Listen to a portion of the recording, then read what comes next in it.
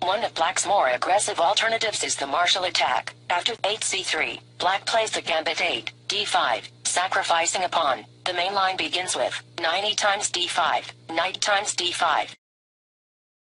9. e4, the Hermann-Steiner variation, is considered weaker. 10 knight times c5, knight times e5, 11 rook times e5, c6. Marshall's original moves, 11, knight f6, and 11, bishop b7 are considered inferior, but have also yielded good results at top levels of play for black. GM Joel Benjamin suggests that 11, bishop b7 is inferior due to 12 queen f3. Black will attack and force weaknesses in white's kingside, which has been stripped of defenders. White's first decision is whether to play 12 d3 or 12 d4. In either case, it is apparent that the move 8c3 is no longer helpful to white. The black attack can be quite treacherous for white. Since black's compensation is based on positional rather than tactical considerations, it is difficult or perhaps impossible to find a refutation, and variations have been analyzed very deeply without coming to a definite determination over the soundness of black's gambit. The martial attack is a very sharp opening system in which a great amount of theoretical knowledge is vital, and many white players, including Garry Kasparov, avoid it by playing one of the anti-martial systems, 8d4, 8a4 or 8h3 instead of 8c3. This gambit became famous when Frank James Marshall used it as a prepared variation against Jose Capablanca in 1918. Nevertheless, Capablanca found a way through the complications and won. The martial attack was adopted by top players including Boris Spassky, John Nunn, and more recently Michael Adams. In the Classical World Chess Championship 2004, challenger Peter Lee Kuo used the martial to win an important game against champion Vladimir Kramnik.